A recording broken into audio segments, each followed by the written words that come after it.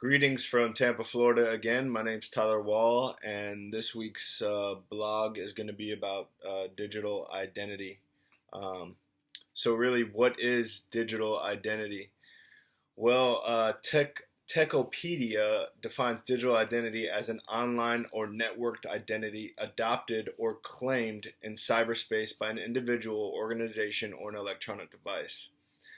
These users may also project more than one digital identity through multiple ways. In terms of digital identity management, key areas are a concern for security and privacy. Okay, so basically, your digital identity is like your usernames and passwords, your online search archives, your date of birth, your social security number, your medical history, your purchasing behavior, or anything that's social like Instagram, Facebook, Twitter, Snapchat, Tumblr, blogging, emails. Personally, I think that for me, digital identity is a couple things. First, it's anyone's way of documenting their real life, so like social media. The second way I think is like people's trends, like what they do online, like what they look at. Is it mostly sports? Is it mostly art? Is it fashion? Um, where do they shop? What do they do as far as bills? Do they pay their bills online? Our task was to answer 7 questions on this discussion. So the first question is, how is your digital identity different from your real world self, and how is it the same? For me personally, um, my digital identity sort of mirrors my real world self. I only use 2 forms of social media. I've got an Instagram and I've got a Snapchat. On my Instagram, I periodically post things. I wouldn't say I post things every day, but mostly what I post is places that I go to, like visit on vacation, sporting events, stuff like that.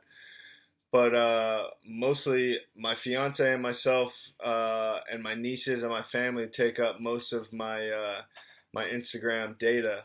Um, so you can also see a few photos of my pets. But other than that, I tend to keep private things private. At the same time, there's another side of my digital identity. I've got a couple email addresses. I got one for work. I've got one for school, and then I have a personal one. I also shop online from time to time, and I pay my bills online. Pretty much all my bills that I have, I pay online. So that's sort of what my digital identity is about. After reading the blog from this week's module, I agree with Rainer that we are all just sort of kind of like actors in cyberspace, and we lose track of kind of who we are. Sometimes people try to be someone that they aren't. Um, so the next question is, how does technology enable you to more fully express yourself in a specific dimension of your identity? In my opinion, I think technology can give someone the medium to express, something that they are afraid to express otherwise in real life. Whether it's a passion for like art or sports or animals, you can express those type of things easier through your digital identity. I think the technology and social media can be good or bad for someone. Um, for me, technology has helped me express myself in a few different ways. I share some of my favorite things on Instagram or places I've been with some of my friends that follow me on Instagram. It's given me a medium to share experiences and interests with my family or friends. So the next question is, how does technology govern or influence or shape your identity or someone's identity? Um, I think technology can give someone more confidence to post certain things. I think social media has sort of caused us to shift away from expressing ourselves like like how we want to express ourselves. We usually think like how are people going to perceive this, or is somebody going to think this is cool what I'm doing on social media? The goal for many is to gain acceptance and popularity now, and how many likes do I get on Instagram, or make sure you like my post. So I think self awareness and self expression is sort of overshadowed by social media in the fact that people are doing things or taking chances that they normally wouldn't take and, in real life, and they just want people to like what they're doing. So the next question is question number 4: how is your digital identity a product of the social and technological context in which you live? So what I thought about was how someone's identity is a product of the social context. A great example is, which I was personally involved in, was the ice bucket challenge with ALS. Um, Sort of took off like wildfire. You dumped a bucket of ice water over your head for a ALS Foundation, and then you challenge other people and see how many people you could get to do it. Another one now trending is the saying "Saturdays are for the boys." With college football, coming into full swing, are for the boys is sort of a saying, for watching football on Saturdays. Also, a way that your social context and technological context is messing with people's identities is the phrase FOMO, fear of missing out. So basically, what this means is you see somebody on a vacation, or you see your friends at an event while you're at where you have to be at work, and they're able to go out to the bar or out to the beach or whatever, and you sort of get jealous, and you have the fear of missing out, and you wish you could be there. So those are a couple ways on how social media and everything is influencing people's digital identities and the way that you do things on a daily basis. So the fifth question was, how is your online identity like a performance?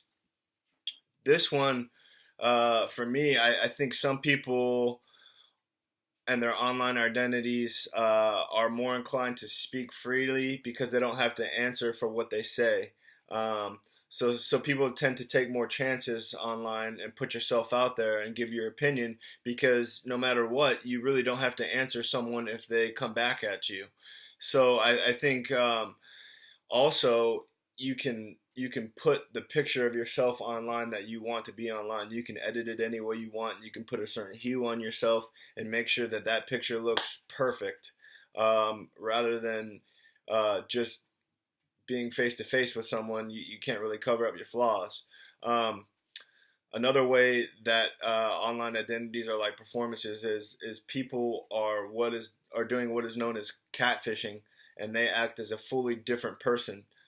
There's a whole TV show on MTV dedicated to this, where people are dating and they've never met this person, and they think it's someone in a photo, but it's just a model or someone beautiful or handsome or good looking, and they go and find that this person is a totally different person.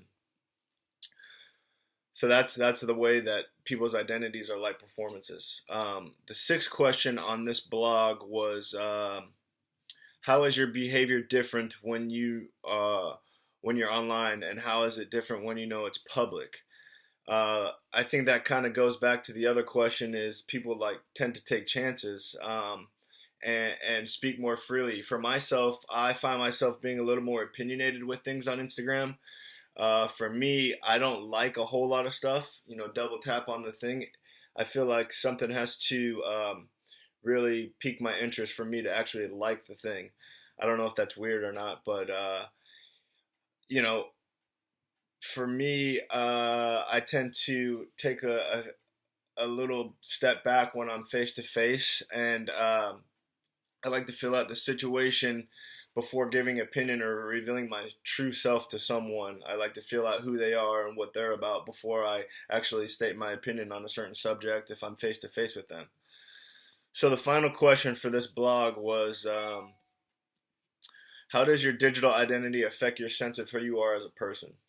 So it caused me to, look at myself as a person from my digital identity, and how much I actually use social media or technology.